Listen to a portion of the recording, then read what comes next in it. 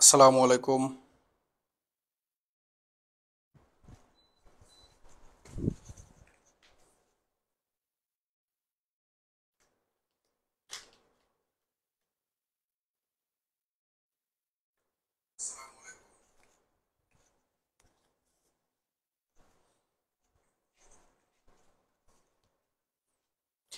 Sound ঠিক আছে কিনা বা আমাকে বা আমার বোর্ড স্পষ্ট দেখা যাচ্ছে কিনা আমাকে একটু জানাবেন ইনশাল্লাহ। ওয়ালাইকুম আসসালাম ওয়া রাহমাতুল্লাহ। আল্লাহর রহমতে অনেক ভালো আছি। আশা করি তোমরা সবাই অনেক ভালো আছো। এইচএসসি 24 ব্যাচ, তোমাদের সঙ্গে দীর্ঘদিন ছিলাম, এখনো আছি, ইনশাল্লাহ সামনেও থাকবো। তো এইচএসসি 24 ব্যাচ, তোমাদের আজকে আইসিটি পরীক্ষা ছিল ইনশাল্লাহ। তোমার হচ্ছে 11 তারিখ তোমাদের হিসাব বিজ্ঞান প্রথম পত্র পরীক্ষা। এখন যেহেতু আমি তোমাদের অনলাইন অফলাইনেও পড়িয়েছি, অফলাইনে কম অনলাইনে বেশি পড়িয়েছি, এর পাশাপাশি আমার পেইড যে কোর্সগুলো ছিল সেই কোর্সে তোমরা অনেকেই পড়েছো। এবার 2024 সালের মানে যে এইচএসসি ব্যাচটা, এই ব্যাচটার ওরা 700+ স্টুডেন্ট আমরা পড়িয়েছি ইনশাল্লাহ আমাদের প্রাইভেট ব্যাচগুলোতে। তো যেহেতু আমি তোমাদের দীর্ঘদিন পড়িয়েছি, সেহেতু পরীক্ষার আগে অবশ্যই আমার একদম গুরু দায়িত্ব হচ্ছে তোমাদের রিভিশন ক্লাসে বা তোমাদের সঙ্গে থাকা বা তোমাদের সাপোর্ট করা, কেমন? তো যেহেতু তোমরা আমার থেকে অনেক দূরে রয়েছো, আমি এই অফলাইনে এখান থেকে আমি তোমার syllabus A to Z complete করে দেওয়ার চেষ্টা করবে ইনশাল্লাহ। এবং আমার কথাগুলো যদি তুমি শোনো এবং বিশ্বাস করো, অবশ্যই অবশ্যই আমি বিশ্বাস করি তুমি এইচএসসি পরীক্ষায় একটা A+ তুলতে পারবে, এটা আমার একটা বিশ্বাস। এবং এর পাশাপাশি তোমরা যারা পড়াশোনা সারা বছর একটু কম করছো, আমি সেই অনুপাতেও একটু গাইডলাইন দেওয়ার চেষ্টা করব। আমি এমন কোনো কিছু বলবো না যেটা তোমাদের জন্য অনেক বেশি শক্ত হয়ে যাবে, তোমাদের জন্য সব থেকে ফ্রুটফুল সেই কথাগুলো ইনশাল্লাহ আমি বলার চেষ্টা করবো। বা ততটুকু সাপোর্ট আমি যতটুকু এখান থেকে দেওয়া সম্ভব আমি মধুর বিদ্যালয় থেকে দেবার চেষ্টা করব। এবং তোমাদেরও কার কি লাগবে সেই জিনিসটা আমাকে অবশ্যই অবশ্যই জানাবে। দেখো, পরীক্ষার আগে আমি তোমাদের এখন ক্লাস নিতে আসছি মাত্র 48 জন। তোমরা যারা ক্লাস করছো প্লিজ একটু ক্লাসটা একটু শেয়ার করে দাও, এটা আমি তোমাদের কাছে রিকোয়েস্ট করতেছি। যদি শেয়ার না করো তাহলে এই যে আমি গায়ে খেটে তোমাদের যে ক্লাসগুলো নিয়ে নিচ্ছি, মানে আমি এখন ক্লাস নিব, আমি আজকে রাত 10:30টার সময় ক্লাস নিব, আগামীকাল সকাল 10টায় ক্লাস নিব, আগামীকাল 7টা 20-এ ক্লাস নিব। আমি ক্লাস শেডিউলটা একটু পরে আমি তোমাদের দিয়ে দিচ্ছি ফেসবুকে। তো ওকে, এটা অনেক বেশি হতাশাজনক। অবশ্যই অবশ্যই ক্লাসটা একটু শেয়ার করে দাও, তোমরা যে যে গ্রুপে আসো, যেখানে আসো, অবশ্যই অবশ্যই ক্লাসটা একটু শেয়ার করে দিবে, এটা আমি তোমাদের কাছে আশা করি, কেমন? আচ্ছা চলো, আমরা আজকে ইনশাল্লাহ হিসাব।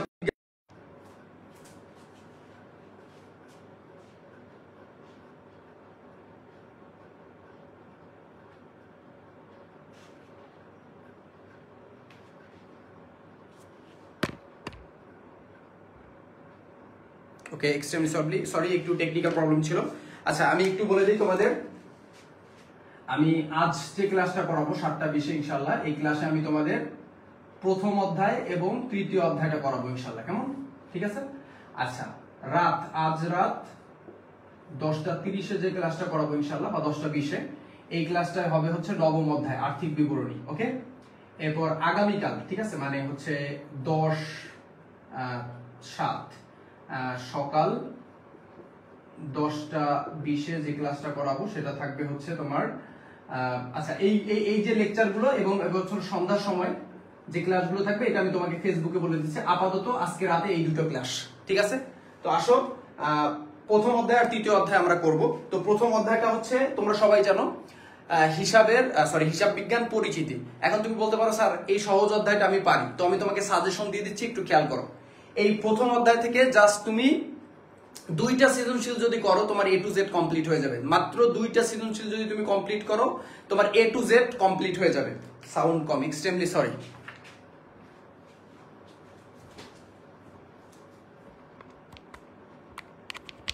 আচ্ছা, সাউন্ড কি এবার ঠিক আছে কিনা আমাকে একটু জানাও ঝটপট। হ্যালো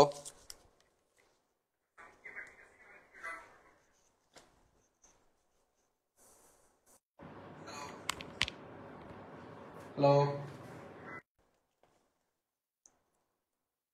সাউন্ড ঠিক কি ঠিক আছে আমাকে একটু জানাও।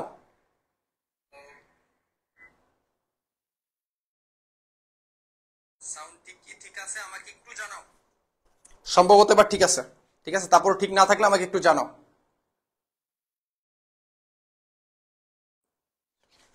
ওকে, তো এখন আমি তোমাদের দুইটা সৃজনশীল কমপ্লিট করাবো। সেই দুইটা সৃজনশীল হচ্ছে এই প্রথম অধ্যায়ের, ঠিক আছে, প্রথম অধ্যায়ের আমি তোমাদের দুইটা সৃজনশীল করাবো। একটা হলো যশোর বোর্ড করাবো 2023 সাল, প্লাস তোমাকে আমি করাবো হচ্ছে হলো ঢাকা বোর্ড 2023 সাল, ঢাকা বোর্ড 2023 সাল। এবং তুমি 100% শিওর থাকো এই দুইটা সৃজনশীল তোমরা আমার সঙ্গে যদি এখন করতে পারো, এবং এই দুইটা সৃজনশীলের ভিতরে যে নিয়মগুলো আমি আলোচনা করব 100% এই দুইটা সৃজনশীল থেকেই তোমার প্রশ্ন আসবে, তুমি 100% শিওর থাকো। 100% তুমি পৃথিবীর যে কোনো স্যারকে চ্যালেঞ্জ করতে পারো, বলবা যে মোদের বিদ্যালয়ের প্ল্যাটফর্মে একটা স্যার আছে অ্যাকাউন্টিং পড়ায়, উনি আমারে বলছে প্রথম অধ্যায়ের এই দুইটা সৃজনশীল একটু প্রশ্ন সহ বাইর করে দেখাবা, যে এই দুইটা প্রশ্ন সমাধান করতে বলছে এই দুইটার ভিতর থেকে প্রথম অধ্যায় থেকে সৃজনশীল আসবে, আমি পারবো কিনা বা আমার এটা হবে কিনা। ঠিক আছে, তারপরে যদি সে কোনো মন্তব্য দেয় আমার কাছে এসে বলো। আপাতত এই দুইটা করো চোখ কান বুঝে, কারণ এখান থেকে একটা থেকে দুইটা সৃজনশীল তুমি কমন পাবা, কিছু না হলে একটা সৃজনশীল কমন পাবা 10 মার্ক, দুইটা সৃজনশীল করে 10 মার্ক কমন পাইলে এর থেকে বেশি কিছু লাগবে না। এরপর আসো তৃতীয় অধ্যায়। তৃতীয় অধ্যায় আমি বেসিক বুঝাবো, পাশাপাশি ইনশাল্লাহ আমি তোমাদের ইনশাল্লাহ আমি এই তৃতীয় অধ্যায়ের ঢাকা বোর্ড 2023 এর প্রশ্নটা করাই দিব তোমাদের। ঢাকা বোর্ড 2023 এর প্রশ্ন, ঢাকার বোর্ডের প্রশ্নই সবাই ফলো করে, সো ইনশাল্লাহ ওখানে আমি একক জোট পদ্ধতির একটা অঙ্ক সমাধান করে দিব, এবং একক জেরটাই আসবে তোমাদের পরীক্ষায়, তুমি যে বোর্ডের স্টুডেন্ট হও না কেন, দ্বৈতদের আসুক না আসুক একক জের আসবে। তো চলো কথা কম কাজ বেশি, যশোর বোর্ড 2023। তো আসো আমরা প্রথমে করব হচ্ছে যশোর 2023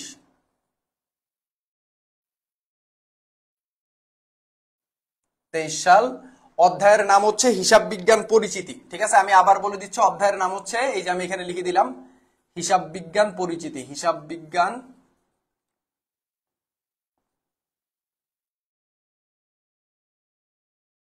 এই দুইটা সৃজনশীল করো, তুমি A+ পাবা, প্রথম অধ্যায় থেকে প্রশ্ন কমন পাবা।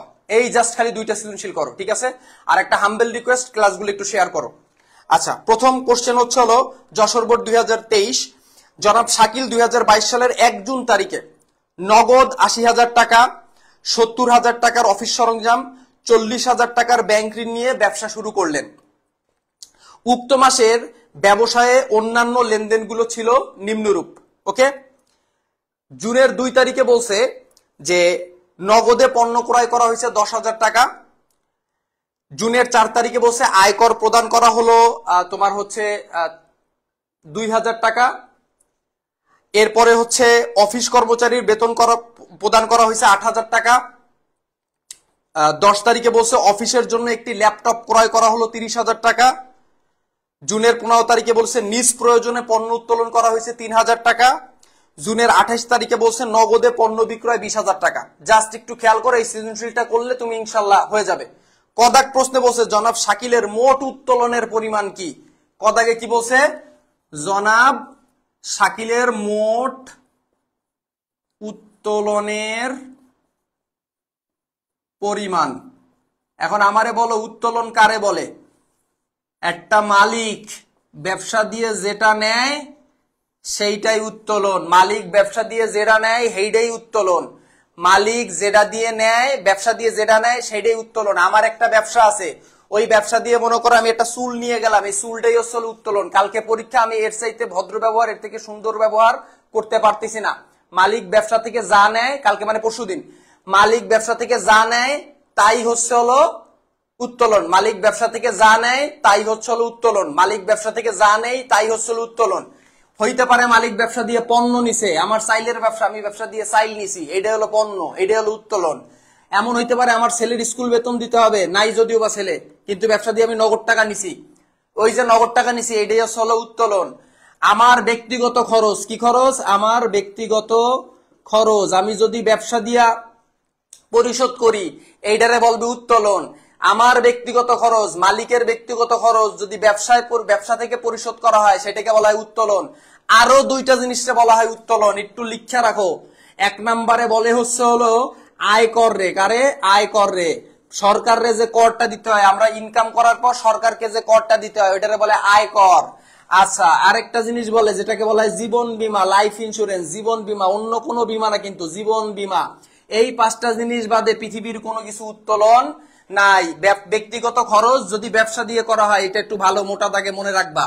ঠিক আছে? পণ্য উত্তোলন, নগদ উত্তোলন, ব্যক্তিগত খরচ ব্যবসা দিয়ে করা, আয়কর প্রদান করা, জীবন বীমা প্রদান করা, এগুলা বলে উত্তোলন। এখন তোমার এই অঙ্কের ভিতরে খোঁজো কি কি আছে। 1 নাম্বার দেখো 4 তারিখে, জুনের 4 তারিখে তারিখ দাও, এখানে তারিখ, এখানে লেখো বিবরণ, এখানে লিখো টাকা, এখানে লিখো টাকা, ক দাগে এরকম প্রশ্নই আসবে। আচ্ছা, তো প্রথমে হলো জুন 4 সাল দিয়ে নিবা আগে। আচ্ছা, আয়কর প্রদান করা হয়েছে, এই যে আয়কর, জুনের 4 তারিখে আয়কর প্রদান করা হয়েছে, এই যে আয়কর প্রদান করা হলো, কত টাকা? 2000 টাকা, লেখো 2000।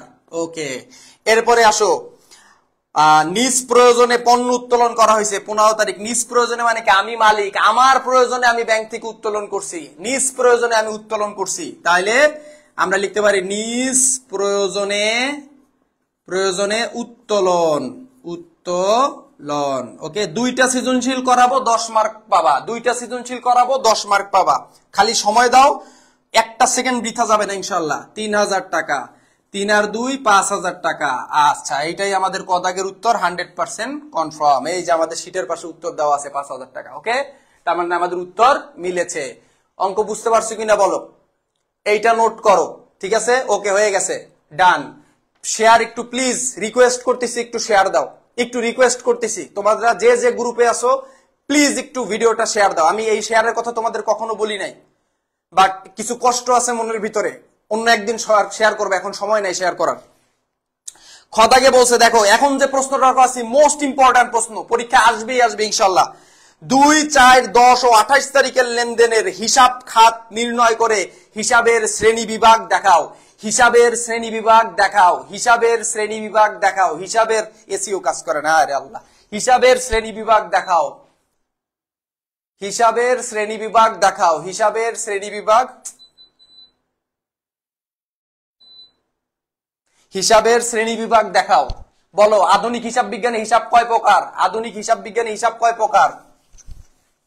ঝটপট বলো, আধুনিক হিসাব বিজ্ঞানে হিসাব কয় প্রকার? দ্রুত বলো, সময় নাই, কাল পরশুদিন পরীক্ষা 11 তারিখে, আমার একটু বলো, আমি সব করাবো তোমাদের ইনশাল্লাহ। আধুনিক হিসাব বিজ্ঞানে হিসাব কয় প্রকার? আধুনিক হিসাব বিজ্ঞানে হিসাব কয় প্রকার? এখন দেখো, কিছু মাথায় রাখার দরকার নাই, হিসাবের শ্রেণী বলবে পরীক্ষায়, পরীক্ষায় আসবে হিসাবের শ্রেণী, পরীক্ষায় আসবে হিসাবের শ্রেণী। শক কেমনে টানবা, এদিকে খেয়াল করো, এই যে শক টানবা,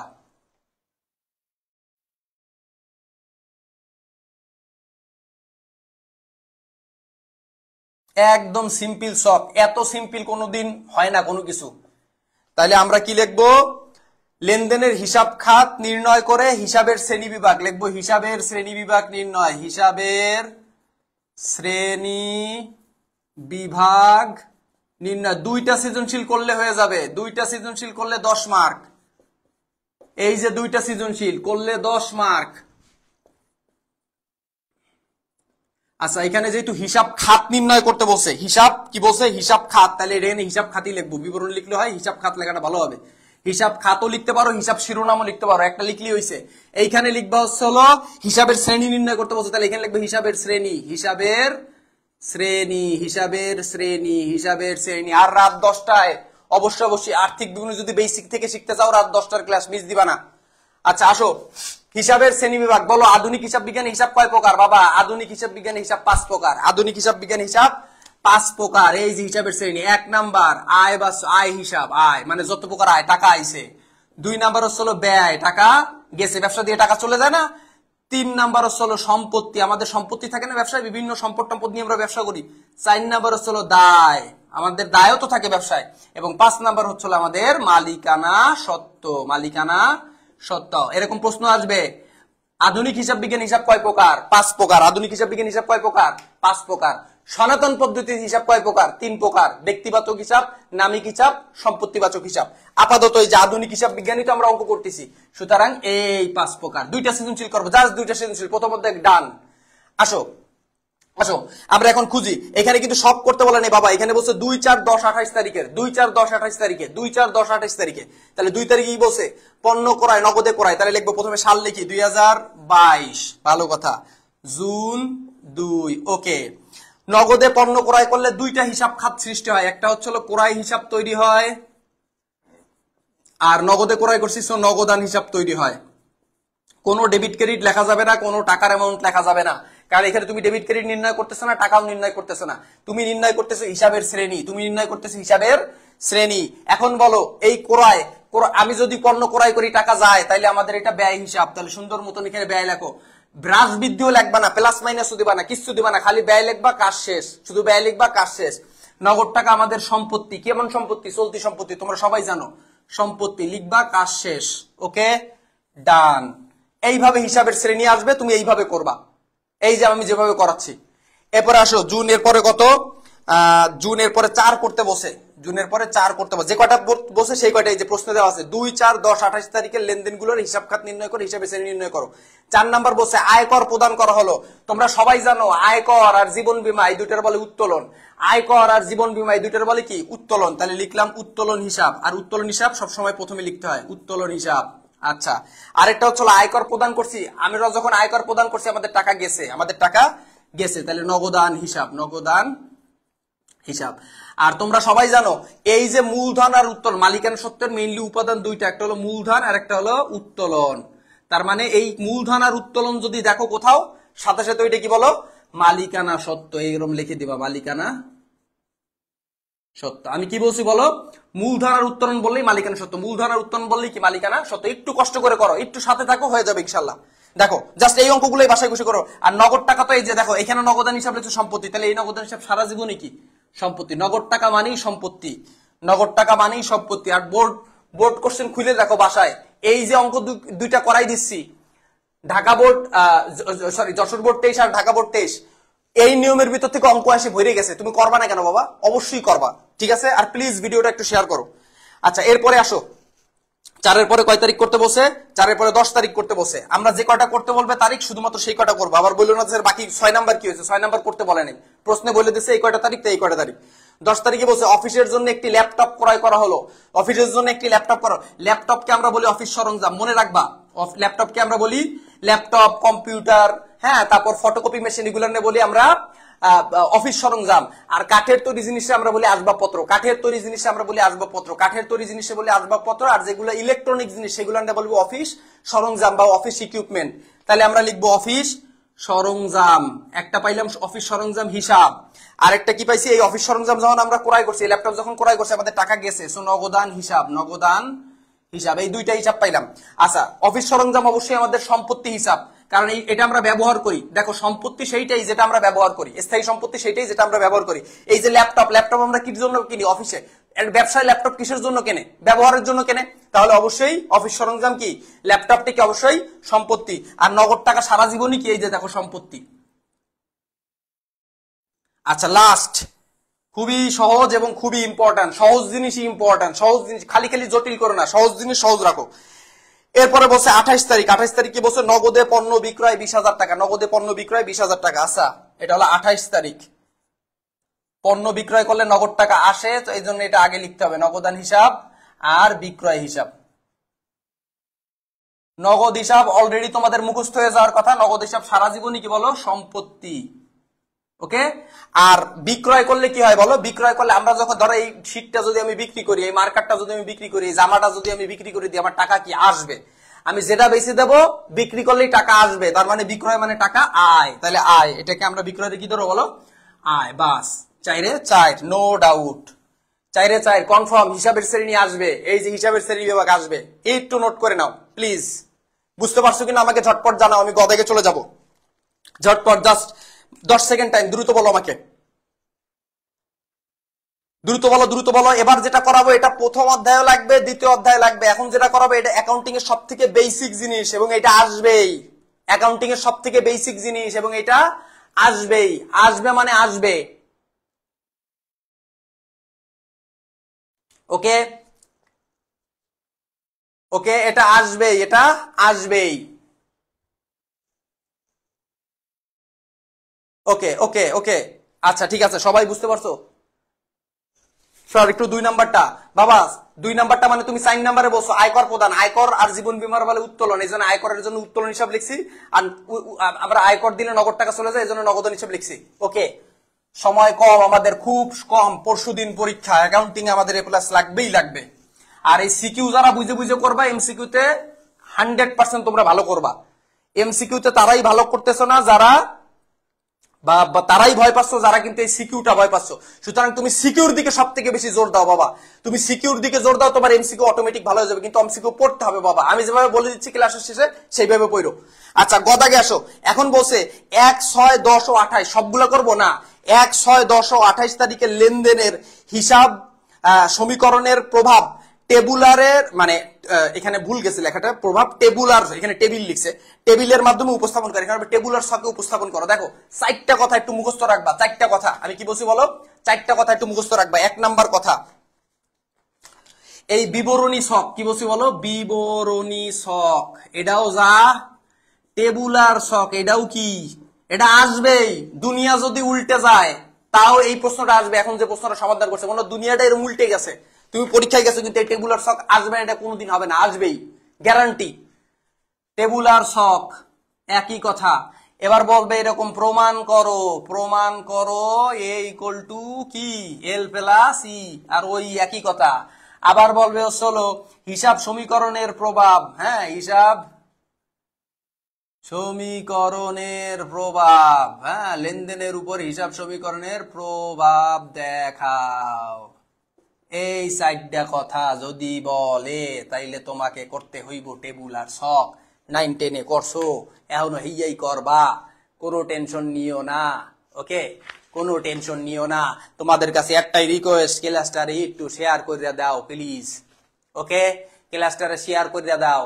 এখন যেটা করাবো এটা পরীক্ষায় পাবাই, পরীক্ষা হলে কেন শেয়ার করবা না বাপ, হাতে ধরি পায়ে ধরি শেয়ার করো, হাতে ধরি পায়ে ধরি শেয়ার করো।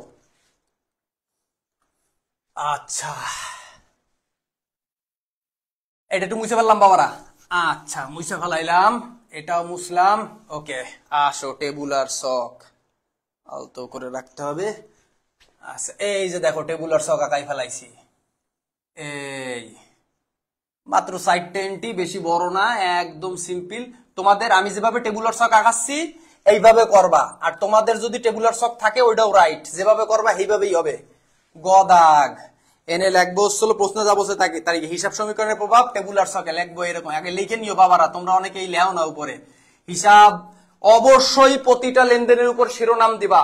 আমার কোচিং এ পরীক্ষা দেয় সব আনসার করে, উপরে এটা লেখেন 1-2 মার্ক কম পাবাই পাবা তুমি, অবশ্যই অবশ্যই প্লিজ, ঠিক আছে? অবশ্যই অবশ্যই প্লিজ। হিসাব সমীকরণের এটা লেখবা প্রভাব টেবুলার ছকে, টেবুলার ছকে দেখানো হলো। এটা লেইহা দেবা, কিন্তু কইয়া দিলাম এটা না লেখলে কিন্তু হইব না, খেলা হবে না কিন্তু। এবার আসো এই, এরপরে এই, এবার এই,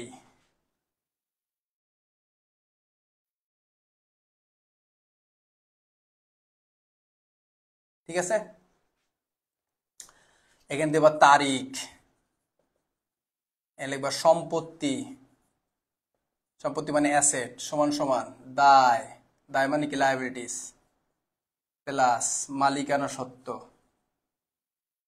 মালিকানা সত্ত্ব, মালিকানা সত্ত্ব মানে কি ইকুইটি, আর এখানে দিবা রিমার্ক বা মন্তব্য। খেয়াল করো, শক ক্লিয়ার, শক ক্লিয়ার, শক ডান, এরকম একটা শক আঁকাই দিবা।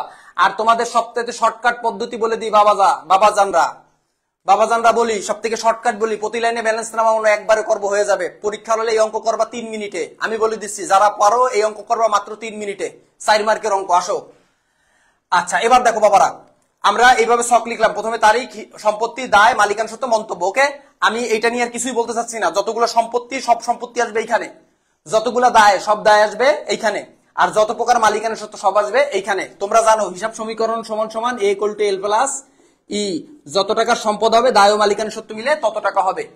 কথা বুঝাইতে পারছি? আসো আচ্ছা ঠিক আছে, আচ্ছা ওকে এবার আসো।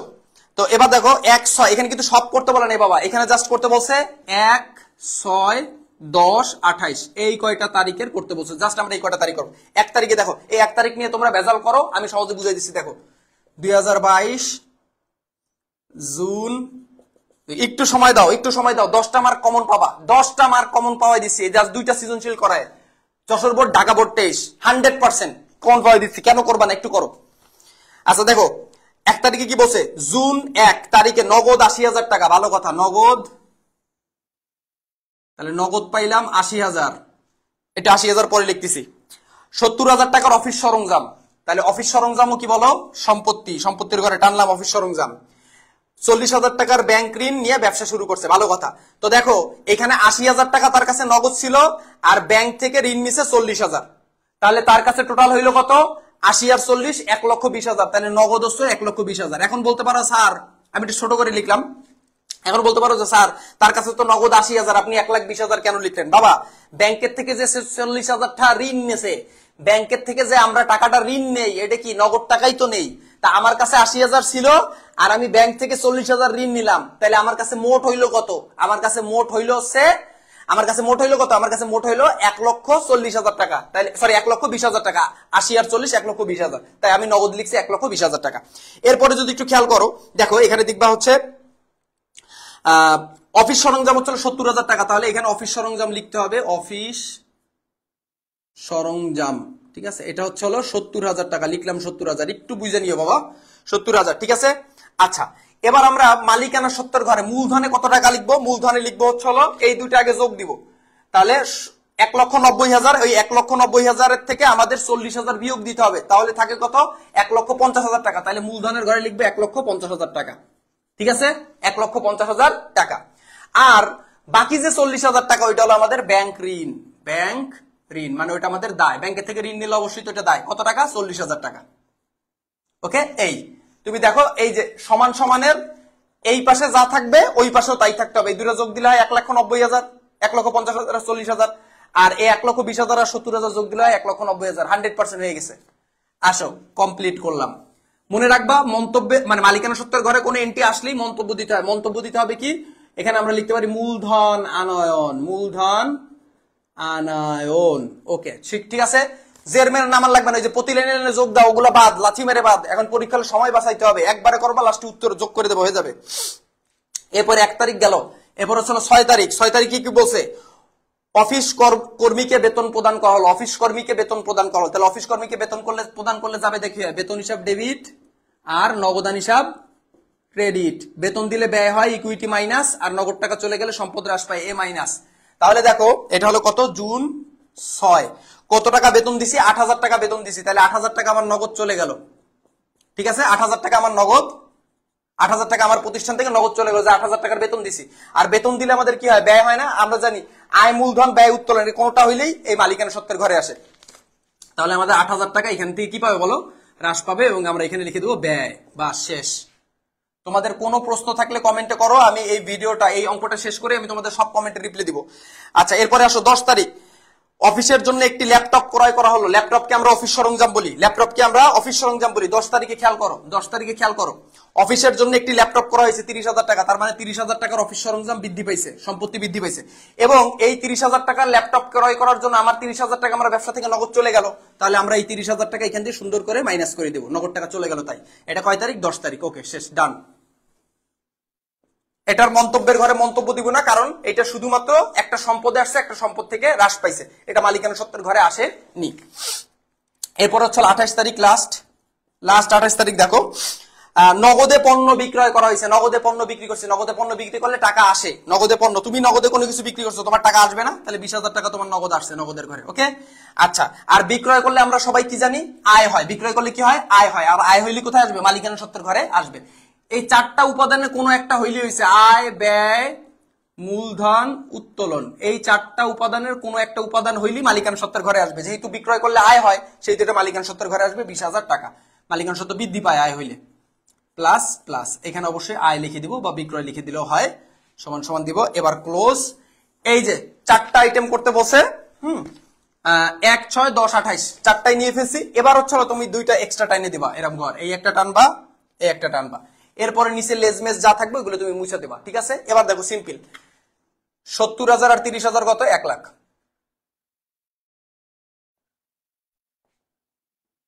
1,50,000, আচ্ছা এখানে থাকে 40,000, নামাই দিলাম 40,000। এখানে 1,50,000 20,000 কত? 1,70,000। 1,70,000 থেকে যদি 8,000 যায়, তাহলে থাকে হচ্ছে 1,62,000। আচ্ছা, আর এখানে যদি যোগ করি তাহলে হচ্ছে হলো 1,20,000 আর 20,000 কত, 1,40,000, 1,40,000 থেকে 30,000 গেলে থাকে 1,10,000, 1,10,000 থেকে 8,000 গেলে থাকে 1,02,000, যদি আমার ভুল না হয়ে থাকে। এবার আমরা যোগ বিয়োগ করলেই দুই সাইড মিলে যাবে। যদি মিলে যায় অঙ্ক আলহামদুলিল্লাহ, না মিললে দেখতে হবে কি হয়েছে। ঠিক আছে,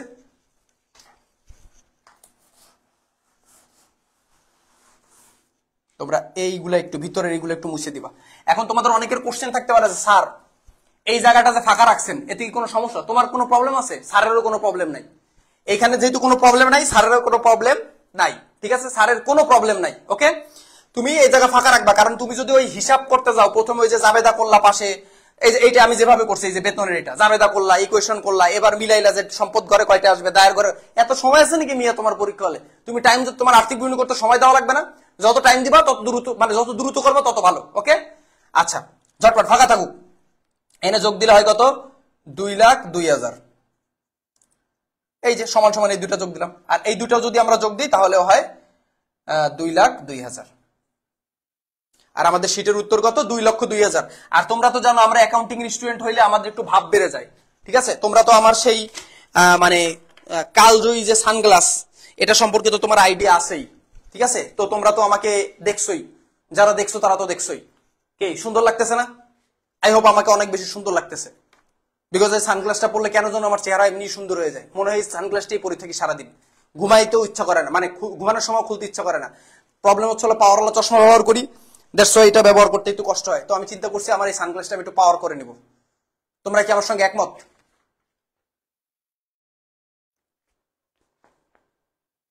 বেটা সারাদিন খাই না, এনার্জি দেখছিস? ভিডিও শেয়ার কর।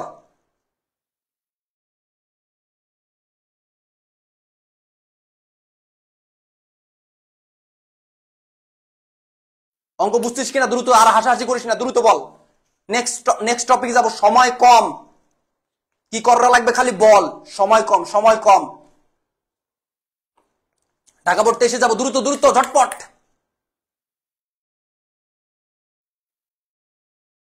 বেটা এখন তো আমার র্যাপ দিতে ইচ্ছা করে মাঝে মাঝে, কবিতা মবিতা আর পড়াইতে ইচ্ছা করে না, কবিতা ডিজে স্টাইলে পড়াইতে ইচ্ছা করে।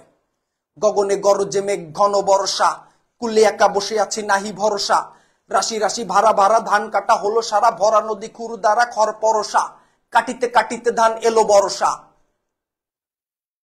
ডিজে ইয়ো ইয়ো রবীন্দ্রনাথ ট্যাগর। মজা পাইছিস? ওকে, তোরা মজা পাইলে আমার ভালো লাগে।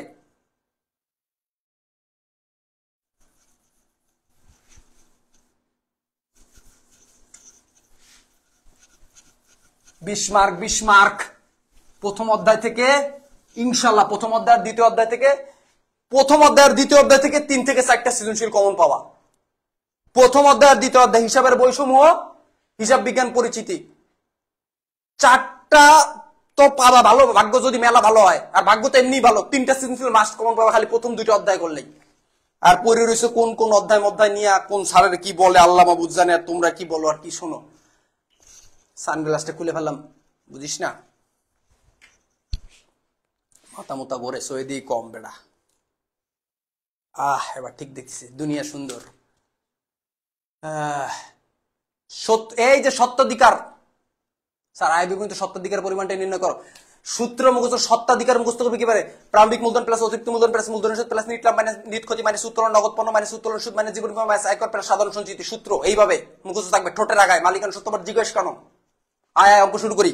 এবার আমরা করবো ইনশাল্লাহ ঢাকা বোর্ড 23 একদম বেস্ট একটা কোশ্চেন করব, লাস্ট কোশ্চেন আমাদের প্রথম অধ্যায়ের। এই 2টা সৃজনশীল করলে ওকে, হিসাব বিজ্ঞান পরিচিতি ডান, একটা সৃজনশীল কনফার্ম।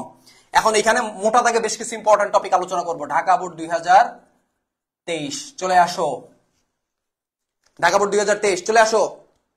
সকল কলম, সকল পেন্সিল, মানে সকল শক পেন্সিল দিয়ে টানতে হবে, সকল শক পেন্সিল দিয়ে টানতে হবে অ্যাকাউন্টিং এ। মিস্টার রহমান 2022 সালের 1 জুন ব্যাংকে জমা 20,000 টাকা, নগদ 30,000 টাকা, প্রদেয় হিসাব 14,000 টাকা এবং আসবাবপত্র 15,000 টাকা নিয়ে ব্যবসা শুরু করেন। উক্ত মাসে তার লেনদেন নিম্নরূপ। জুন 3 তারিখে বলছে ব্যাংক থেকে ঋণ নেওয়া হলো 10,000 টাকা। জুন 8 তারিখে বলছে নগদে যন্ত্রপাতি ক্রয় 5,000 টাকা। জুন 13 তারিখে বলছে নগদে বিক্রয় 20,000 টাকা, যার মধ্যে নগদে পাওয়া গেল 12,000 টাকা। এটা একটা মিশ্র জাবেদা। প্লিজ বাবা তোমরা একটু ভিডিওটা শেয়ার করো প্লিজ। এই যে এত এফোর্ট দিয়ে ক্লাস নিচ্ছি, তোমরা মানে একটু ভিডিওটা শেয়ার করতে কার্পণ্য করো। আমরা ছোট চ্যানেল ঠিক আছে, মাত্র 5-6 হাজার মানে কি বলে এটা মানে স্টুডেন্ট এখানে পড়াশোনা করে, ফেসবুকে হয়তো বা ইউটিউবে একটু 64,000, কিন্তু মানে তোমরা তাই বলে শেয়ার করবা না, আমরা ছোট চ্যানেল তাই। আচ্ছা 17 তারিখে বসে বেতন প্রদান করা হলো 6,000 টাকা। জুন 22 তারিখে নগদে পণ্য ক্রয় 4,000 টাকা। জুন 30 তারিখে 10% সুদে বিনিয়োগ করা হলো 20,000 টাকা। ওকে আসো কদাক প্রশ্নে বসে উক্ত মাসে রহমানের দায়ের পরিমাণ কত? উক্ত মাসে রহমানের দায়ের পরিমাণ কত? আর এইখানে এখন যে প্রশ্নটা আমি ঢাকা বোর্ড 23 করাবো, এই 23-এর গদাকটা সবচাইতে ইম্পর্টেন্ট, সবচাইতে ইম্পর্টেন্ট। আমি বলে দিচ্ছি মাথার এই কথাটা সবচাইতে ইম্পর্টেন্ট, ঠিক আছে?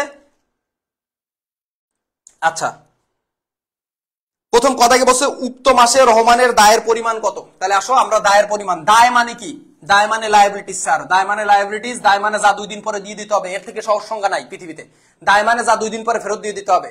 দায় মানে সিজান ভালোবাসা অবিরাম বাবা, তুমি 50টা শেয়ার করছো, অনেক বেশি ভালোবাসি তোমাদের। ওকে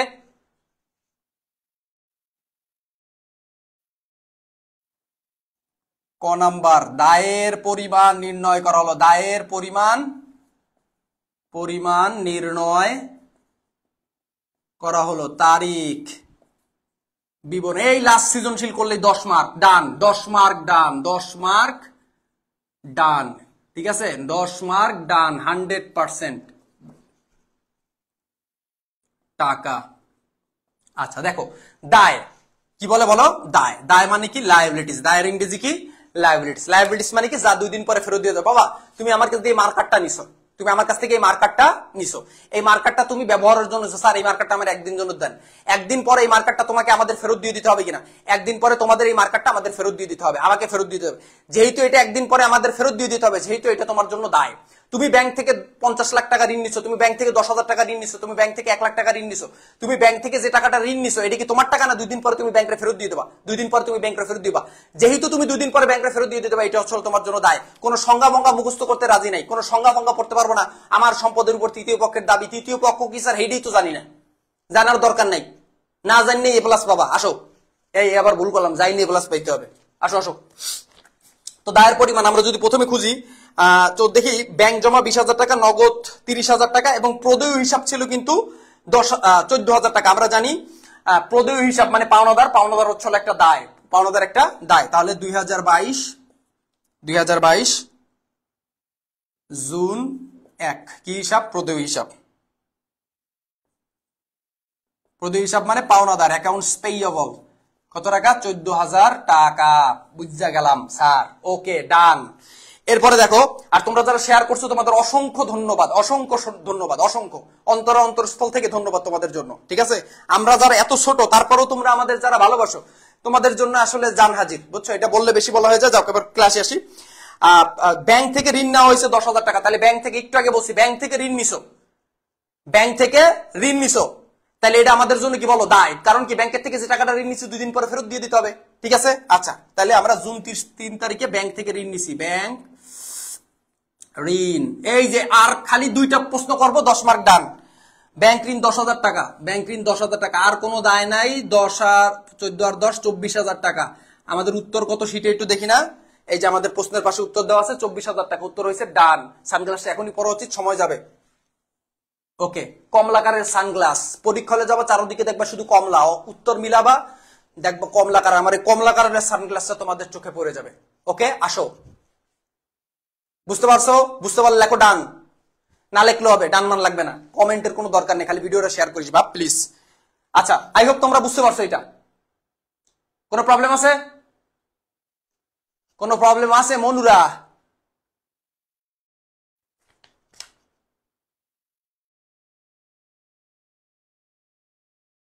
বুঝতে পারছো? বুঝতে পারছো? ওকে ওকে ওকে সবাই বুঝতে পারছো, সবাই বুঝতে পারছো। ওকে ওকে ওকে ওকে কদাক শেষ, কদাক শেষ, কদাক শেষ। ওকে খদাকে বলেছে 1/7/22-30 তারিখের লেনদেনের হিসাব সমীকরণের প্রভাব দেখাও। হিসাব সমীকরণের প্রভাব দেখাও বাবারা। এখন কিন্তু সেই হিসাব সমীকরণের প্রভাব মানে কি আমাকে আগে বলতে হবে, একটু আগে লিখছি। হিসাব সমীকরণের প্রভাব মানে কি? হিসাব সমীকরণের প্রভাব মানে কি আমাকে একটু বলতে হবে। লেনদেনের উপর হিসাব সমীকরণের প্রভাব মানে কি আমাকে একটু বলতে হবে, আমি একটু আগে লিখে দিছি। তোমরা এখানে 190 জনের মতন স্টুডেন্ট ক্লাস করতেছো, প্লিজ 2 জন হইলেও একটু বলো, 1 জন হইলেও একটু বলো, দ্রুত দ্রুত বাবা। খদাগে বলছে, আমি প্রশ্নটা আবার বলি, 1, 17, 22 ও 30 তারিখে লেনদেনের হিসাব সমীকরণের প্রভাব দেখাও। হিসাব, এই তো টেবুলার শক, আর লাগবে না, আর লাগবে না টেবুলার শক বাবা। আমার এখানে আজান দেয় নাই, ঠিক আছে, আমার এখানে আজান দেয় নাই। পরীক্ষার আগে যেহেতু আমাদের এখানে এমনি 9টার সময় আমাদের এখানে নামাজ আর কি, আমাদের আলিয়া মাদ্রাসা, তো আমি তোমাদের আধা ঘন্টার ভিতরে শেষ করে দিব, দ্রুত আসো। আচ্ছা, তো দেখো এখানে টেবুলার শক করতে বলছে, এখানে বলছে হিসাব সমীকরণের প্রভাব। আমি 4টা কথা বলছি, আমি 4টা কথা বলছি, বিবরণী শক, টেবুলার শক, প্রমাণ করে equal to L plus E, হিসাব সমীকরণের উপর লেনদেনের প্রভাব দেখাও। এই 4টা কথা বললে টেবুলার শক, এবং টেবুলার শক গ্যারান্টি। আমি কি বলছি, পৃথিবী এরকম উল্টে যাবে, বোঝার চেষ্টা করো, পৃথিবী এরকম উল্টে যাবে, পৃথিবী এরকম উল্টে যাবে। পৃথিবী উল্টে গেলেও টেবুলার শক পরশুদিন পরীক্ষা, 11 তারিখ পরীক্ষা যে পাবা। আর যদি না পাও, আইসা আমার মোদের বিদ্যালয়ে যে কোনো পোস্টের নিচে আইসা একটা মন্তব্য করে যাও, তোমার মনে যা চাই তাই কয়ে যাও, আমি কিচ্ছু কব না। টেবুলার শক আসবে আসবে আসবে, শেখবা কি না শেখবে, এবং সহজ টেবুলার শক আসবে, কোনো প্যাচ আসবে না, কোনো প্যাচ আসবে না, পেশা পেশি বাদ দাও মাথাতে, এই যা করেছে এই আসবে, এই নিয়মের ভিতর দিয়ে আসবে, একটু শেখো।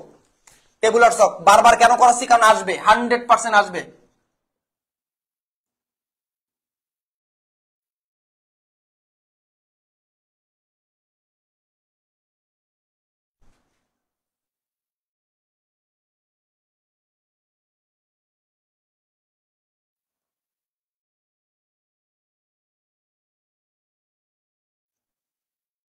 খদাক 4 মার্কের প্রশ্ন আসবেই, ঠিক আছে, আসো।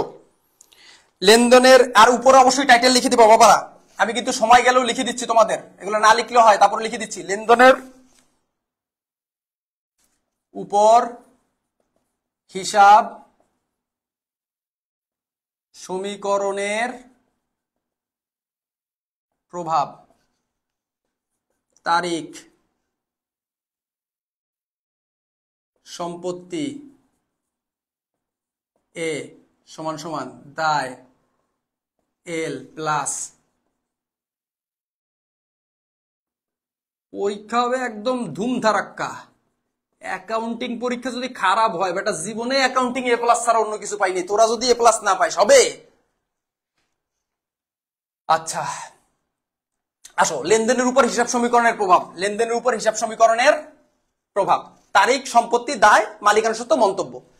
তারিখের ঘরে তারিখ, সম্পত্তির ঘরে সম্পত্তি আসবে, দায়ের ঘরে দায়গুলো আসবে, লাইবিলিটিস, আর মালিকানা সত্ত্বের ঘরে 4টা আইটেম, আয়, মূলধন, ব্যয়, উত্তোলন, আয়, মূলধন, ব্যয়, উত্তোলন, আয়, মূলধন, ব্যয়, উত্তোলন। মালিকানা সত্ত্বের ঘরে 4টা আইটেম, আর মালিকানা সত্ত্বের করে কোনো আইটেম আসলে অবশ্যই আমরা পাশে মন্তব্য দিয়ে দিব। ওকে, আচ্ছা আসো, এখানে সবগুলো করতে বলে নাই, কোন কোন তারিখ করতে বসে, 1, 17, 22, 30, তাহলে 1 তারিখ করতে বসে, তাহলে 2022 জুন 1। খেয়াল করো, ব্যাংকে জমা 20,000 টাকা, নগদ 30,000 টাকা, প্রদেয় হিসাব 14,000 টাকা, আসবাবপত্র 15,000 টাকা, তাহলে ব্যাংক জমা কত, 20,000 টাকা। তাহলে আমরা জানি ব্যাংক জমা একটা সম্পত্তি, তাহলে সম্পত্তির ঘরে আসবে ব্যাংক জমা। ব্যাংকে জমা কত টাকা, 20,000 টাকা, একটু ছোট করে লিখলাম, বুঝে নিও। ব্যাংক জমা 20,000 টাকা, কারণ ব্যাংকে টাকা জমা থাকলে তোমার ব্যাংকে টাকা জমা রয়েছে, তাই এটা তো তোমার জন্য সম্পত্তি। আচ্ছা, এরপর কি, নগদ হয়েছে 30,000 টাকা, তাহলে নগদের ঘরে 30,000 লিখবা, নগদটা আগে লেখা ভালো, তারপর নগদ লিখলাম, সমস্যা নাই, 30,000। আচ্ছা, এবার আছে হচ্ছে প্রদেয় হিসাব 14,000 টাকা, আমরা জানি প্রদেয় হিসাব দায়, প্রদেয় হিসাব কি, দায়, প্রদেয় হিসাব মানে পাওনাদার, প্রদেয় হিসাব পাওনাদার অবশ্যই আমাদের জন্য দায়, কারণ পাওনাদারকে 2 দিন পরে আমাদের টাকা ফেরত দিয়ে দিতে হবে, যা 2 দিন পরে ফেরত দিতে হবে সেটাই দায়, 14,000 টাকা সমান সমান প্লাস মালিকানা সত্ত্বের ঘরে। এবার আমরা মূলধন নিব, কারণ 1 তারিখে যা নিয়ে ব্যবসা শুরু করে সবই মূলধন, তাহলে এখানে 20 আর 30 50, এই 50,000 থেকে এই যেটা যেহেতু 14,000 যেহেতু দায়, এই দায়টা আমাদের বিয়োগ করে দিতে হবে, তাহলে 50,000 থেকে 14,000 গেলে কত থাকে, 50,000 থেকে 14,000 গেলে থাকে 36,000, তাহলে মূলধন আসবে 36,000 টাকা। তাহলে আমরা এখানে লিখবো মূলধন আনয়ন, যদি আমার ভুল না হয়ে থাকে। ও, আসবাবপত্র তো আছে 15,000, সরি, আসবাবপত্র আছে 15,000 টাকা,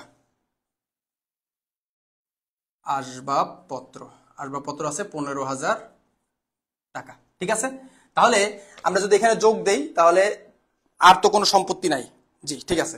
তাহলে এই 3টা হলো সম্পত্তি, 50, 50 আর 15 কত, 65,000, 50 আর 15 হচ্ছে হ্যাঁ 65,000, 65,000 থেকে যদি আমরা 14,000 বিয়োগ দেই, তাহলে থাকে 51,000 যদিও বা সম্ভবত, তারপর আমি একটু বিয়োগ দিয়ে নিই,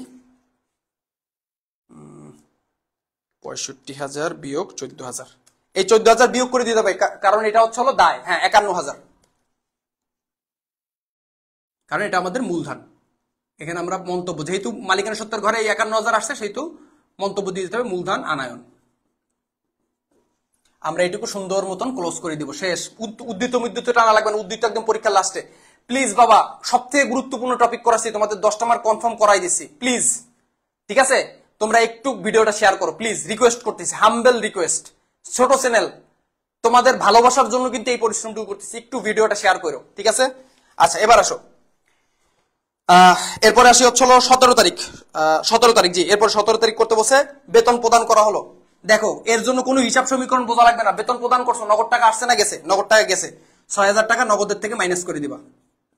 ওকে, আর বেতন দিলে অবশ্যই কি হয়, আয় হয় না ব্যয় হয়? ব্যয় হয়। তাহলে ব্যয় হলে অবশ্যই আয় ব্যয় মূলধন উত্তোলন, মালিকানা সত্ত্বর করে আসবে 6,000 টাকা, ব্যয় হলে মালিকানা সত্ত্বর হ্রাস পায়, পাশে লিখে দেবা ব্যয়, কাজ শেষ, ক্লোজ। বেতন দিছো, নগদ টাকা গেছে, বেতন দেওয়ার ফলে ব্যয় হয়েছে, মালিকানা সত্ত্বর হ্রাস, ওকে, ডান। এরপরে কয় তারিখ করতে বসে? 22 তারিখ। নগদে পণ্য ক্রয় 4,000 টাকা, নগদে পণ্য ক্রয় করছি কত? 4,000 টাকা। তাহলে 4,000 টাকা আমার নগদ চলে গেছে। আর নগদে পণ্য ক্রয় করলে, যেহেতু ক্রয়, ক্রয় আমাদের জন্য কি ব্যয়, ব্যয় হইলে আমাদের জন্য কত টাকা? 4,000 টাকা না? ব্যয় হইলে মালিকানা সত্ত্বর ঘরে আসবে, কারণ আয় মূলধন ব্যয় উত্তোলন হইলে কি মালিকানা সত্ত্বর ঘরে, যেহেতু এটা ব্যয়, সো পাশে ব্যয় লিখে দেবো, ক্রয় লিখে দিলে হবে, ডান। কোনো উদ্ধৃত্ত নামান যাবে না, উদ্ধৃত্ত লাস্টে নামাবো, সময় বেঁচে যাবে। উদ্ধৃত্ত না নামাইলে সময় বেঁচে গেল, উদ্ধৃত্ত তুমি না নামাইলে তোমার সময় বেঁচে গেছে। ওকে, উদ্ধৃত্ত না নামাইলে তোমার সময় বেঁচে গেছে। ওকে, এবার আসো 22 তারিখের পরে কয় তারিখ? 22 তারিখের পড়তে বসে 30 তারিখ। 30 তারিখে বসে 10% সুদে বিনিয়োগ করা হলো 20,000 টাকা। আচ্ছা, 20,000 টাকা যদি বিনিয়োগ করি, আমার 20,000 টাকা নগদ গেছে, আর বিনিয়োগ আমাদের জন্য অবশ্যই কি একটা সম্পদ, তাহলে আমরা এখানে লিখবো বিনিয়োগ। বিনিয়োগে বাড়ছে কয় টাকা? 20,000 টাকা। সম্পদ বৃদ্ধি পাইলো, সম্পদ নগদ টাকা সম্পদ হ্রাস পাইলো। বিনিয়োগ নামক সম্পত্তি বৃদ্ধি পাইলো, কারণ আমরা যেহেতু বিনিয়োগটা করছি, আর আমাদের নগদ টাকাটা কি পাইলো? হ্রাস পাইলো। ওকে স্যার, ওই 10%-এর কোনো কাজ নাই না? ওই 10%-এর কোনো কাজ নেই, এটাকে ব্যয় লেখা যাবে না, কারণ এটা মন্তব্যের ঘরে আসে নাই। এবার আসে আমরা যোগ বিয়োগ করি, তাহলে এখানে আছে কি শুধু 20,000। আচ্ছা, যোগ বিয়োগ করার আগে 2টা কলাম এক্সট্রা টাইনা নিবা, আর এইখানে নিচে যে লেঞ্জুর মেঞ্জুর যা আছে, এগুলো আস্তে সুন্দর করে কি করবা? মুছা দিবা। এই 2টা টানবা, অঙ্ক করা শেষ, 2টা কলাম টানবা, ভিতরের এই যে লেঞ্জা মেঞ্জা যা আছে, ইলিশ মাছের লেজ কাইটে দেবা, বাস, ডান। তাহলে এখানে আসে কয় হাজার? 20,000। এখানে আছে কত? 15,000। এখানে কত? 20,000। এখানে কত? 14,000। স্যার, এই ঘর কোনো ফাঁকা রয়েছে, কোনো প্রবলেম? কোনো প্রবলেম নেই, রবার দিয়ে সময় থাকলে মুছবা, না থাকলে মুছামুছির কোনো সময় নেই। 51,000 থেকে যদি 10,000 গেলে যায় থাকে 41,000। আচ্ছা, এটাও একটু মুছা দিও। এবার যদি আমরা একটু যোগ করি, তাহলে 30,000 থেকে যদি আমরা 10,000 বিয়োগ করি 20,000, 20,000 থেকে 20,000 গেলে থাকে এখানে নীল, এখানে ফাঁকা, কিছুই থাকে না। তাহলে আমাদের এখানে হয় 20 আর 20 40, 40 আর 15 55,000। ঠিক আছে, ওকে, উত্তর মিলে গেছে। আর এখানে যদি যোগ করি 41,000 আর 14,000 যোগ হলে 41 আর 4 হচ্ছে হলো 45, 45 আর 10 55,000। জি, এই যে আমাদের উত্তরও মিলে গেছে, উত্তরও দেওয়া আছে, এই যে দেখো উত্তর দেওয়া আছে 55,000। ওকে, ডান। বুঝতে পারছো কিনা বলো? এই যে এই 55,000 এবং এখানে অবশ্যই অবশ্যই সমান সমান দিয়ে দিও, এই 55,000 এই 55,000 সমান হয়েছে, তার মানে আমাদের উত্তর মিল গাই। সানগ্লাস এখনই পড়তে ইচ্ছা করতেছে, বাট এখন পড়বো না, গদাকটা করিনি। আচ্ছা, উক্ত মাসের শেষে মিস্টার রহমানের মালিকানা সত্ত্বের পরিমাণ, এখন যে প্রশ্নটাও করাচ্ছি বাবা, এই সৃজনশীলটা করাইলামই শুধুমাত্র এই গদাকটা করানোর জন্য। প্লিজ একটু মনোযোগ দাও, আই হোপ তোমরা বুঝতে পারতেছো। এখানে কার কোনো প্রশ্ন আছে? থাকলে আমি জাস্ট 30টা সেকেন্ড সময় দিচ্ছি, একটু লেখো দ্রুত।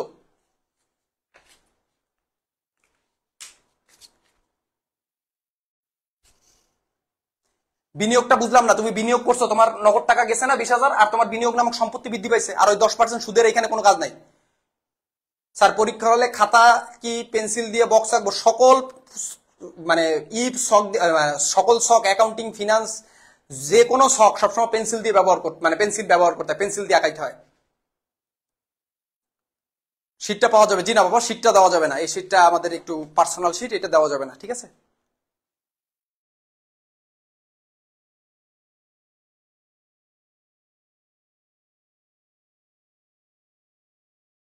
ওকে, আই হোপ বুঝতে পারতেছো।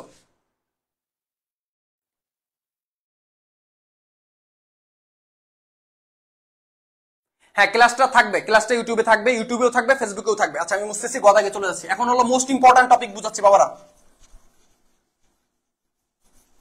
এখন বুঝাবো মোস্ট ইম্পর্টেন্ট টপিক। এইটা বুঝলে তোমার আর কোনো কাজ নাই, শেষ। তোমার প্রথম অধ্যায়ের থেকে 10 মার্ক, এই যে 10 মার্ক 100% কমপ্লিট। এখন যেটা বুঝাচ্ছে এটা বুঝলে তোমার প্রথম অধ্যায়ের 10 মার্ক ডান। মন্তব্য না লিখলে কিছু, মন্তব্য লিখবা না কেন? মালিকানা সত্ত্বের ঘরে আসলে মন্তব্য আসবে, মন্তব্য লিখতে হবে, অবশ্যই লিখতে হবে। মন্তব্য না লিখলে স্যার মার্কস কম দিতে পারে। আচ্ছা খেয়াল করো, এখানে বলছে মালিকানা সত্ত্বের পরিমাণ। এখন মালিকানা সত্ত্ব কি, এই জিনিসটা আমি তোমাদের বুঝাবো, এর আগে ছকটা আঁকাইনি। গদাক দিয়ে লিখবো মালিকানা সত্ত্বের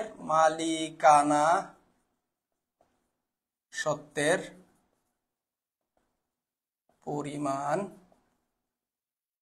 নির্ণয়। ওকে, মালিকানা সত্ত্ব টাকার ঘর দুইটা দিয়েও করা যায়, একটা দিয়েও করা যায়। আমি দুইটা টাকা টানলাম। তারিখ, বিবরণ, বিস্তারিত টাকা, পরিমাণ টাকা, বা শুধু টাকা লিখলেও হবে। এখন বলো মালিকানা সত্ত্ব, মালিকানা সত্ত্ব, মালিকানা সত্ত্ব ইংরেজিতে বলে ইকুইটি, সংক্ষেপে বলে ই। কি? ই। কি বলো? ই। বলো বলো, ই। কি কি? ই। তুমি যেখানে দেখবা ই সেখানে তুমি মনে করবা এটা মালিকানা সত্ত্ব। যেখানে দেখবা কি সেখানে দেখবা কি, সরি, যেখানে দেখবা ই সেটা দেখবা কি বলো? মালিকানা সত্ত্ব। ই মানে কি? ই মানে ইকুইটি। ইকুইটি মানে কি বলো? মালিকানা সত্ত্ব। মালিকানা সত্ত্বের উপাদান কয়টা? 4টা। আমি বাংলা লিখে দিচ্ছি। আয়, মূলধন, ব্যয়, উত্তোলন। এটা আসবে পরীক্ষায়, যেটা করেছে মোস্ট ইম্পর্টেন্ট, আসবে পরীক্ষায়, একটু মনোযোগ দাও। প্রতিষ্ঠানের সম্পদের উপর মালিকের যে দাবি ওইটারে বলে মালিকানা সত্ত্ব। সংজ্ঞা চাইলে লিখে রাখতে পারো। প্রতিষ্ঠানের সম্পদের উপর যে দাবি সেটারে বলে মালিকানা সত্ত্ব। প্রতিষ্ঠানের সম্পদের উপর যে দাবি সেটাকে বলে মালিকানা সত্ত্ব। প্রতিষ্ঠানের সম্পদের উপর যে দাবি সেটাকে বলে মালিকানা সত্ত্ব। ওই মালিকানা সত্ত্বই বলে ইকুইটি। ইকুইটি কি দ্বারা প্রকাশ করে? ইকুইটির উপাদান হচ্ছে আয় মূলধন। এই আয় মূলধনের ফলে মালিকানা সত্ত্ব বৃদ্ধি পায়, কারণ তোমার টাকা আয় হয়েছে। তোমার ব্যবসায় যদি টাকা আয় হয়, তোমার ওই টাকার প্রতি মালিকের দাবি বেড়ে যায়। তুমি ব্যবসায় মূলধন দিছো, তুমি ব্যবসায় যত মূলধন দিবা তোমার মালিকের দাবি তত বাড়বে। কারণ আমি ব্যবসায় টাকা দিছি, আমার ব্যবসায় যদি আমি 1 লাখ টাকা দিই, আবার 50,000 টাকা দিই, আবার 2 লাখ টাকা দিই, আমার দায় বাড়বে না? আমার দায় বাড়বে। আমার কি বাড়বে? আমার ই বাড়বে। না না, কি যে কিভাবে বললাম, কি ই, ই বাড়বে। ওকে, আবার আমি ব্যয় হয়ে গেছে, আমার ব্যবসায় টাকা চলে গেছে, তাহলে আমাদের ই কমে যাবে। আমরা উত্তোলন করছি, টাকা উঠাই নিছি, তাহলে আমাদের কি ই কমে যাবে। কি কমে যাবে? ই কমে যাবে। ওকে, সো ব্যয় উত্তোলনের ফলে মালিকানা সত্ত্ব হ্রাস পায়। ওকে, আই হোপ তোমরা বুঝতে পারছো। এইটাই বেসিক, আর কোনো বেসিকের দরকার নেই। কি বলো সবাই? ই। আসো,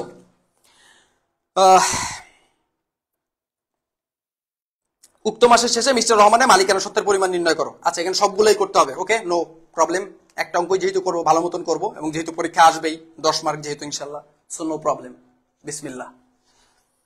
2022 সাল জুন 1 লিখলাম। 2022 জুন 1। ঠিক আছে, দেখো খেয়াল করো। ব্যাংক জমা 20,000 টাকা, নগদ 30,000 টাকা। তো আমি এখানে একটু লিখি, ধরো প্রথমটা একটু লিখে বুঝাই দিই। প্রথম দুইটা একটু লিখে বুঝাই দিলে বুঝবা না। নগদ টাকা ডেবিট কত হাজার, নগদ হচ্ছিল 30,000। বুঝছো? ব্যাংক জমা, তাহলে ব্যাংক হিসাব কত? ডেবিট কয় হাজার? 20,000।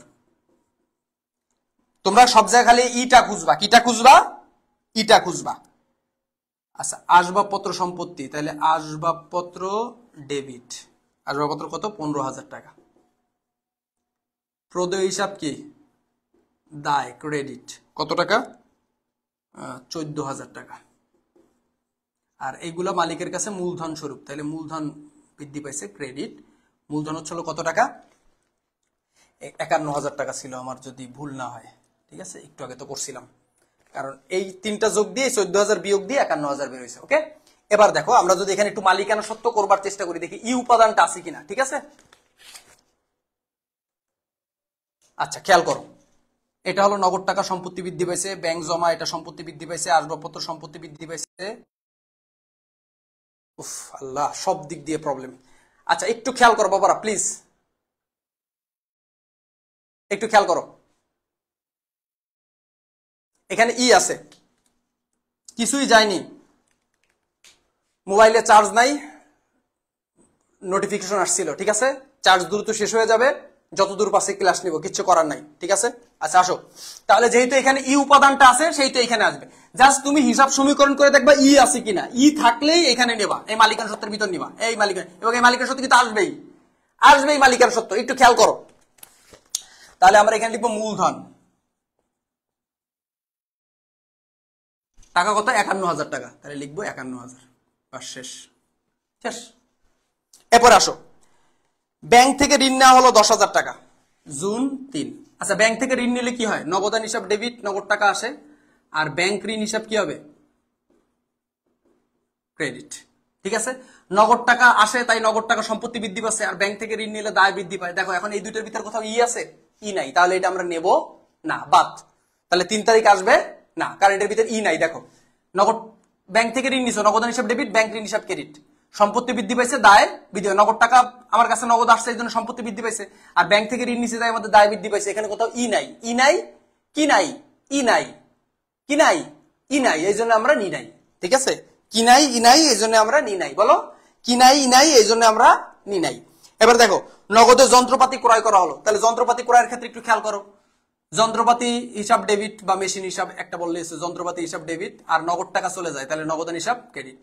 তাহলে এ বৃদ্ধি পাচ্ছে, এর হ্রাস পাচ্ছে, কারণ যন্ত্রপাতি যখন কিনতেছি, যন্ত্রপাতি নামক সম্পত্তি বৃদ্ধি পাচ্ছে আমার কাছে, আর নগদ টাকা চলে যাচ্ছে, নগদ টাকা নামক সম্পত্তির হ্রাস পাচ্ছে, কারণ যন্ত্রপাতি কেনার জন্য আমি নগদ টাকা দিছি। তাহলে এখানে কি নাই, ই নাই, এই জন্য এটা আমরা নি নাই, তার মানে এটাও আমরা নেব না, কারণ এখানে এ বৃদ্ধি পাচ্ছে, সম্পত্তি বৃদ্ধি পাচ্ছে এবং সম্পত্তি হ্রাস পাচ্ছে। এ মাইনাস, সরি আমি এখানে প্লাস দিয়ে ফেলছিলাম, এ মাইনাস, নগদ টাকা এ মাইনাস, ওকে? আচ্ছা, এরপর আসো 13 তারিখ, নগদে সরি পণ্য বিক্রয় 20,000 টাকা, না যার মধ্যে নগদে পাওয়া গেল হচ্ছে 12,000 টাকা। এটা মিশ্র জাবেদা, পেস লাগানোর কোনো কিছু নাই, সিম্পল জিনিস। দেখো খেয়াল করো, আচ্ছা এই পাশে তো জায়গা আছে মনে হয়, এই পাশেই লিখি। আচ্ছা দেখো, নগদে পণ্য বিক্রয় 20,000 টাকা, তাহলে নগদান হিসাব ডেবিট কত? 20,000। এরপরে নগদে বিক্রয় করছি, আচ্ছা দেখো নগদে বিক্রয় করছি 20,000 টাকা, ওর মধ্যে সরি পণ্য বিক্রয় করছি 20,000 টাকা, ওর মধ্যে নগদে পাইছি 12,000 টাকা, তাহলে বাকি টাকা তো আমি পাই নাই, তাহলে যেটা আমি পাই নাই সেটুকু আমি ধারে বিক্রয় করছি, তাহলে বাকি এখানে আমি নগদে বিক্রয় করে পাইছি নগদে 8,000 টাকা। কয় হাজার টাকা? তুরি, নগদে পাওয়া গেল 12,000 টাকা, আমার মাথা খারাপ হয়ে গেছে, 12,000 টাকা। আর বাকি টাকাটা আমাদের দেনাদার হিসাব বা প্রাপ্য হিসাব, কারণ বাকি যে 8,000 টাকা ওইটা আমরা ধারে বিক্রয় করছি, আর টোটাল বিক্রয় করছি কত? নগদ আর ধারে মিলায় টোটাল বিক্রয় করছি আমি 20,000 টাকা। বুঝতে পারছো? একটা মিশ্র জাবেদা, সিম্পল, আমি জানি এটা তোমরা সবাই জানো, ঠিক আছে? আচ্ছা এবার এখানে দেখো, এখানে কিন্তু নগদ টাকা বৃদ্ধি পাইলো, দেনাদারও সম্পত্তি বৃদ্ধি পাইলো, কারণ নগদ টাকাও সম্পদ, দেনাদারও কি সম্পদ, কিন্তু বিক্রয় করলে বাবা আমাদের কি হয় বলো? আয় হয় না? বিক্রয় করলে আমাদের কি হয়? আয় হয়। আয় হইলে কি হয়? মালিকানা সত্ত্বের ঘরে আসে। তার মানে এটা অবশ্যই অবশ্যই এখানে কি নিতে হইবে, প্লাস বিক্রয়। আর বিক্রয়ের ঘরে টাকা দেওয়া আছে কত? আমার একটু বলো বাবারা। বিক্রয়ের ঘরে টাকা দেওয়া আছে 20,000, তাহলে নিয়ে ফেললাম 20,000, চটপট শেষ। এরপরে আসো, বেতন প্রদান করা হয়েছে, তাহলে বেতন প্রদান করলে হচ্ছে কি? বেতন হিসাব ডেবিট, নগদান হিসাব ক্রেডিট। বেতন দিলে কি হয়? ব্যয় হয়, তাহলে ব্যয় হইলে কি? এই যে ব্যয় হইলে কি? মালিকানা সত্ত্ব হ্রাস পায়, তার মানে এখানে অবশ্যই আমরা দেখবো মাইনাস বেতন। বেতন দিলে ব্যয় হয়, তাই মাইনাস করে দেবো। কত টাকা মাইনাস করব? বেতন দিছে 6,000 টাকা, তাহলে 6,000 টাকা মাইনাস করে দেবো। এখানে মাইনাস দিছি তাই এখানে ব্র্যাকেট দিয়ে দেবো। এটা কয় তারিখ? 17 তারিখ, খেয়াল করো। এরপরে আসো, নগদে পণ্য ক্রয় করা হলো, তাহলে ক্রয় করলে কি হয়? ক্রয় হিসাব ডেবিট, নগদ হিসাব ক্রেডিট। ক্রয় করলে কি হয়? ব্যয় হয়, হ্যাঁ, আর নগদ টাকা সম্পত্তি হ্রাস পায়, তাহলে ব্যয় হইলে কি হয়? ক্রয় করলে তো ব্যয় হয়, ব্যয় হইলে কি? মালিকানা সত্ত্ব হ্রাস পায়, তাহলে আমরা মাইনাস লিখবো ক্রয়।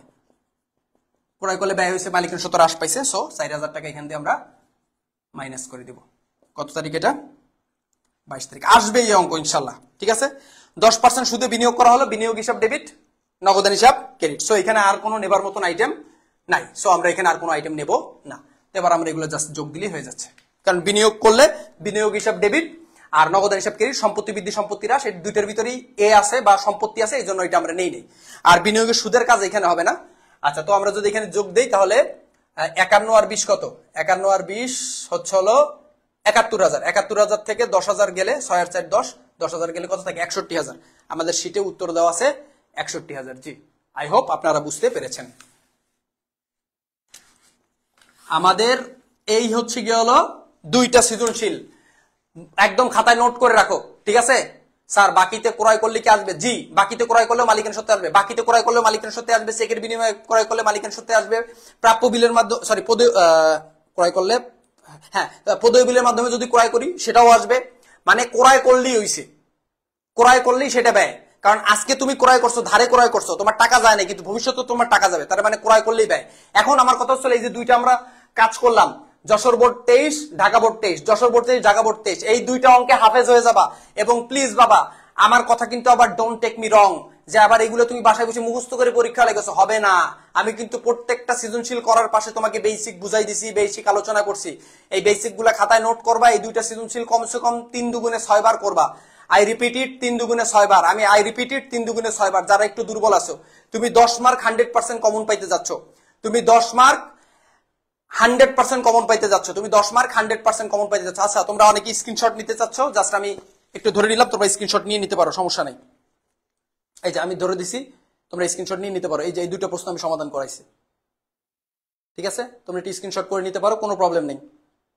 আমি ফোকাসও করে দিচ্ছি, কিন্তু আমার ফোনে কতক্ষণ চার্জ আছে আই ডোন্ট নো।